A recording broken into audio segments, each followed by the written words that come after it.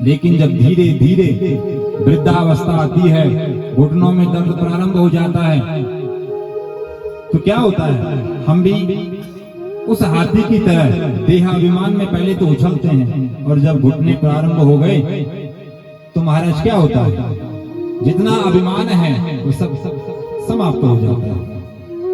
तो जब तक हम खूब कमाते धमाते हैं, जवान होते हैं, तब तक घर परिवार में हमारी खूब पूछ होती है, सभी लोग सम्मान करते हैं, और जब वृद्धावस्था आती है तो महाराज किसी काम की नहीं लगती।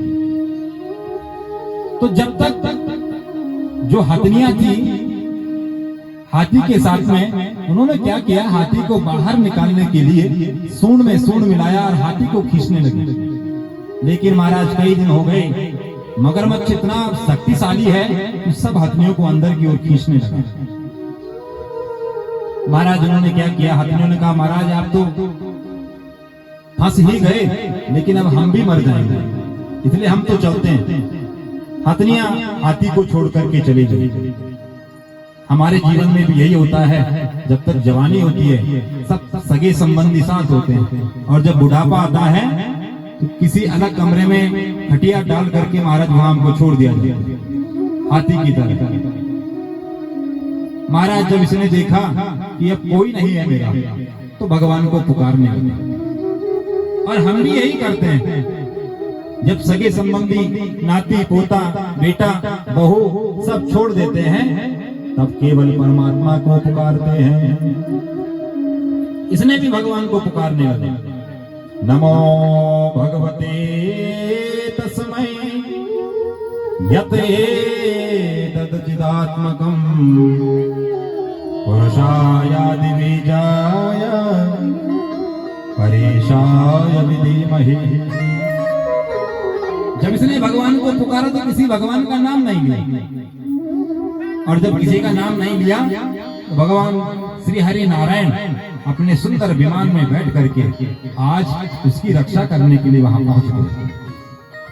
और जब इसने भगवान को देखा तो सुंदर उस सरोवर से कमल का पुष्प तोड़ करके और आज कमलाकांत के चरणों में चढ़ा दिया। बोलो भक्तवत्सल भगवान की जय। सोमता सरस्व बलेन गृहीत हार्तो दृष्ट्वा गर्तमति हरिं खौपात चक्रम उक्षिप्य सांभुजवरं गिरमाह कृच्छा नारायणाखिल गुरु भगवान नमस्ते। महाराज इसने जैसे ही भगवान के चरणों में कमल का पुष्प चढ़ाया तो भगवान ने पहले हाथी का उद्धार नहीं किया। किसका किया? भगवान ने पहले, जिसने हाथी के पांव को पकड़ा है मगरमच्छ, भगवान ने पहले उसका उद्धार किया। इसलिए जीवन में अगर महाराज हम भगवान के बारे में नहीं जानते, किसी ऐसे संत महापुरुष का चरण पकड़ लीजिए जो परमात्मा से जुड़ा हुआ है, क्योंकि अगर उसका उद्धार होगा तो हमारा उद्धार भी होना निश्चित है। बिजली का तार आपने देखा होगा, अगर किसी व्यक्ति को करंट लग गया, आपने उस व्यक्ति को छू लिया तो आपको भी करंट लग गया। ऐसा ही कोई व्यक्ति अगर भगवान से जुड़ा है और आपने भी उसकी संगति कर ली, आपका भी उद्धार निश्चित है। भगवान ने पहले ग्रह का उद्धार किया और पुनः भगवान ने गज का उद्धार किया। कहते हैं कि दोनों पूर्व में श्रापित थे, तब जाकर के भगवान ने इस जन्म में आज उनका उद्धार किया है। बोलो भक्तवत्सल भगवान की। एक मनवंतर में भगवान ने सुंदर समुद्र का मंथन किया। एक बार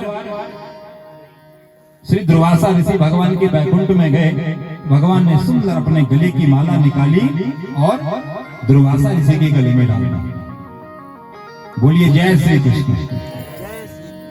और जैसे दुर्वासा ऋषि के गले में डाली, वहां से इंद्र गुजर रहे थे। दुर्वासा जी ने गले से निकाली और इंद्र को कहा, लो आपको हम ये माला भेंट करते हैं। इंद्र बड़ा अभिमान में, यह हम देवताओं के राजा हैं। इस माला को पहले भगवान ने पहना, फिर दुर्वासा ऋषि ने पहना और अब हमें दे रहे हैं। इसने तुरंत उस माला को अपने हाथी की सूंड में डाल दिया। हाथी ठहरा जानवर, उसने तुरंत अपने पांव के नीचे कुचल दिया। दुर्वासा जी ने पीछे देखा कि भैया कैसे लग रहे हैं इंद्र हमारी माला से। देखा तो माला हाथी के पांव के नीचे। उन्होंने तुरंत उनको श्राप दे दिया, जाओ तुम श्रीहीन हो जाओ। और जब श्राप दिया तो सारे दैत्यों को जब पता लगा, उन्होंने स्वर्ग पर अपना आधिपत्य जमा दिया। भागे भागे सारे जो जितने देवता हैं भगवान की शरण में चले गए। नमोस्तु दस्मा पुशांत शक्तये स्वर्याजलाज्या परिपूरितात्मने गुणेषु माया रचितेषु वृत्तिभिः न सज्जमानाय नमस्तुते। अरे प्रभु हमारी रक्षा करो। भगवान कहते हैं कि भैया जाओ समुद्र का मंथन करो। कहा कि महाराज कैसे करें अकेला? भगवान कहते हैं दैत्यों के साथ में मिलकर के मंथन करो। कहा कि महाराज दैत्य तो हमारे दुश्मन हैं। भगवान कहते हैं कभी कभी अपने मतलब के लिए दुश्मनों से भी दोस्ती करनी होती है। कैसे? एक उदाहरण दिया। एक बार क्या हुआ, एक सेठ जी थे, बोलिए जय श्री कृष्ण। तो सेठ जी थे, तो महाराज सेठ जी ने उन्होंने सुंदर एक उनकी एक पिटारी थी, अलमारी, जिसमें वो कपड़ों को रखा करते थे। सेठ जी ने अलमारी खोली, उस अलमारी में एक चूहा उन कपड़ों को काटने के लिए घुस गया। चूहे के पीछे पीछे एक सर्प उस अलमारी के अंदर घुस गया। चूहा गया कपड़े खाने के लिए, सर्प गया चूहे को खाने के लिए। सेठ जी आए, उन्होंने तुरंत अलमारी बंद कर दी। तो अलमारी के अंदर चूहा भी फंस गया और सर्प भी। अब महाराज सर्प सोचने लगा अगर मैं चूहे को खा लूं तो मृत्यु तो मेरी भी निश्चित है। चूहे से वो बातें करने लगे। कहता है कि अरे महाराज आप हमसे डरिए मत। हमने एक निर्णय लिया है, एक मीटिंग की है कि भैया चूहे जो है बड़े बड़े बिल खोदा करते हैं, इसलिए हमने चूहों को आज से मामा बना लिया। कहता कि अच्छा ऐसी बात है? कहा कि हाँ महाराज। चूहा कहता है कि भांजे चिंता मत करो, हम अभी प्रबंध करते हैं बाहर निकलने का। चूहा सुंदर अपने दांतों से उस पिटारी पर छेद करने लगा और जैसे छिद्र हुआ, महाराज सर्प ने उस चूहे को खा करके और उस छिद्र से बाहर आ गया। तो अपनी रक्षा के लिए मित्रता की, ऐसे ही तुम भी जाकर के दैत्यों से मित्रता करो और समुद्र का मंथन करो। दैत्यों के पास में कहा महाराज मंथन करो, आपस में लड़ते भिड़ते रहेंगे, लेकिन अमृत का पान कर लिया तो महाराज अमर हो जाएंगे। मंथन होने लगा। महाराज मंदराचल पर्वत को मथनी बना करके, वासुकी नाग की रस्सी बना करके मंथन हुआ, लेकिन उन्होंने भगवान गणेश जी का ध्यान नहीं किया तो वह डूबने लगे। तब जाकर के भगवान ने कच्छप का अवतार लेकर के उस पर्वत को संभाला और पुनः वहां मंथन होने लगा। तो मंथन होते होते महाराज सर्वप्रथम हलाहल विष की उत्पत्ति हुई।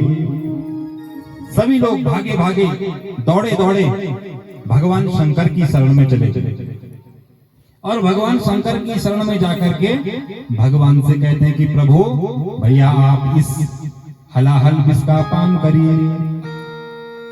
भगवान माता पार्वती जी से पूछते हैं देवी भैया क्या किया जाए? तो माता पार्वती कहते हैं कि प्रभु जिसमें सबका कल्याण हो आप वही कार्य करिए। तो सभी देवता भगवान के चरणों में गए और प्रार्थना करने लगे। देव देव महादेव भूतात्मन भूत भावना त्राहिना शरणापन्ना त्रिलोक्या तो आइए एक बार हम सभी भगवान शंकर का ध्यान करते हैं, क्योंकि उनको विष का पान करना है, उनको प्रसन्न करते हैं। बोलो शंकर भगवान की।